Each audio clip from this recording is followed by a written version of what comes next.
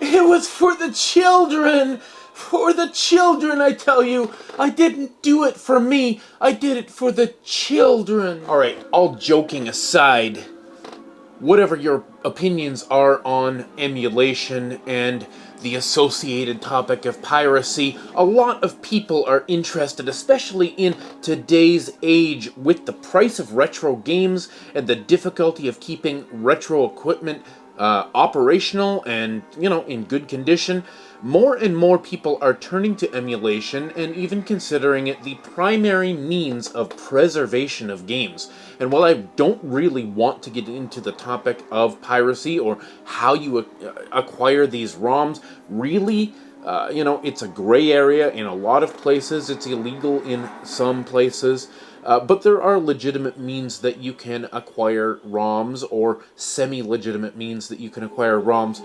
But looking at some of the devices out there over the last couple of years that make emulation very, very pleasant and easy and streamlined to use, I want to look at something today that's an absolute game changer. Now, I have been watching videos primarily from Bob Wolf from Wolf Den, looking at ways that I could get some kind of a handheld device that would play a lot of these older games. Now, I know there are all kinds of ways out there to emulate stuff, whether you mod an Xbox or mod a PS3 or a Wii. There are so many ways to do that on the TV, but the options to do that in handheld are a little bit more limited. Sure, you can mod a PSP, and there are certain things you can do with that. And you can definitely, get an R4 card for a 3DS, for example, and play all the DS games through the R4 card, which is something I'm definitely looking into. But I wanted to look at something a little less conventional. Now, if you are anywhere under the age of 25, you probably know all about this already, because when you were 10 years old, you were probably running Pokemon games on your phone. And it would be no surprise to you to know that you can definitely emulate a whole bunch of stuff on phones, but things have really changed over the last couple of years. Now, right here I have a 2019 phone, a Huawei P30 Pro, that I have added a couple of emulators to and added some ROMs to.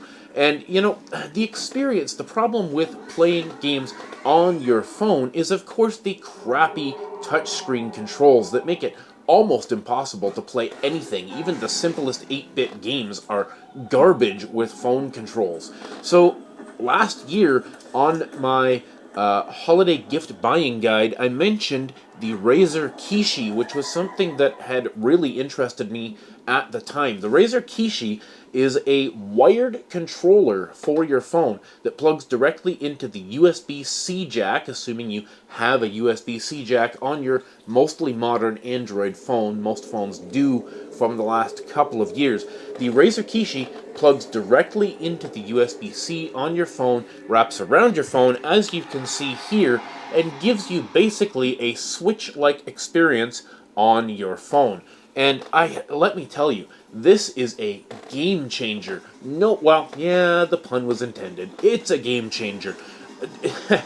the stuff you can do on a modern phone, any Android phone, I know you can do some of this stuff with iOS as well, but any Android phone that you can get your hands on from the last couple of years is going to run a surprising amount of games.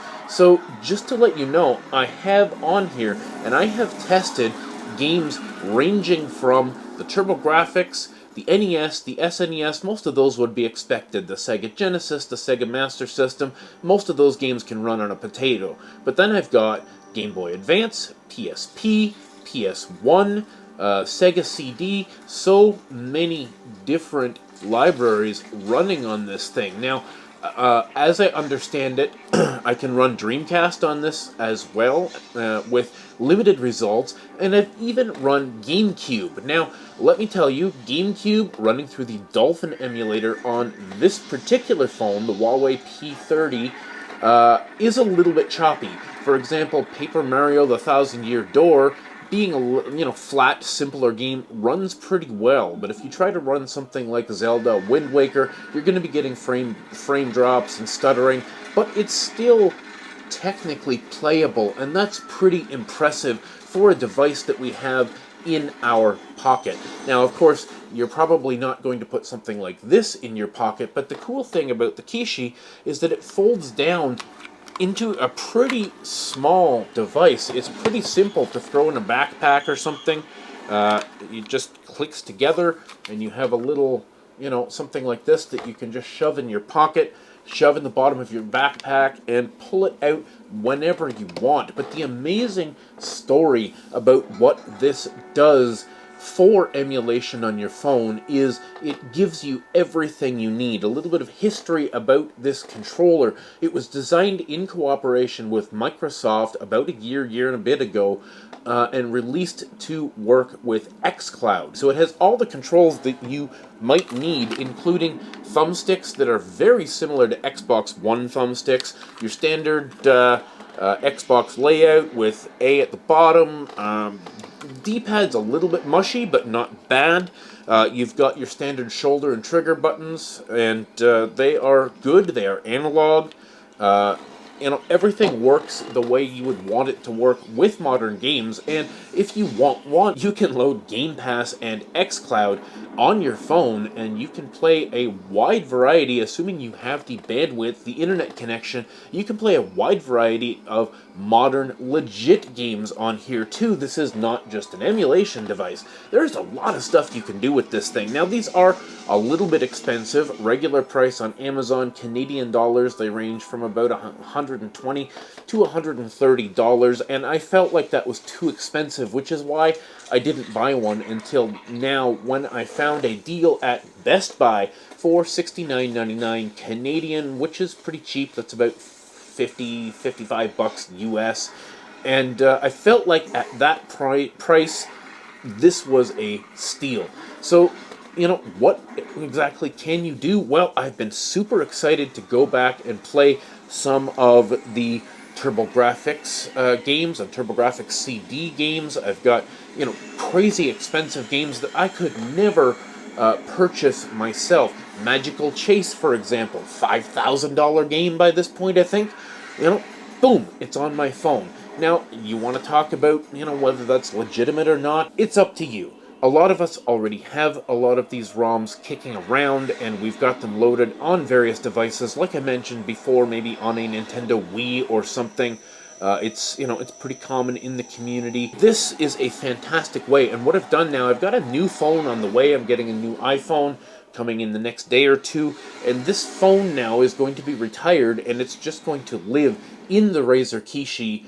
And this is something that you can do out there. A lot of us have an old phone from a year or two ago, and we've upgraded, and this is just sitting in a drawer. Don't let this, powerhouse go to waste. There's a ton of stuff that you can do with a relatively modern phone from the last couple of years or so.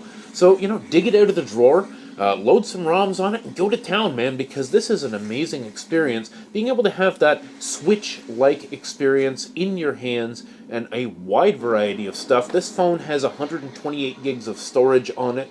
It does not have an SD card slot, so I've only got about 200 games on here. Let me know what you think in the comments down below. Are you somebody that has been interested in emulation? Are you somebody that has been doing this for decades and think, old dude, catch up with the times, we've been doing this for a decade? Well, I've never really dipped my toes into emulation just because of the hassle, and let me tell you, there is almost no hassle anymore. I've got RetroArch installed on here, which is not the greatest GUI, but it works great. And what I'm really loving is an app called Lemuroid. I'm not sure how to pronounce that, but it gives you a great little interface.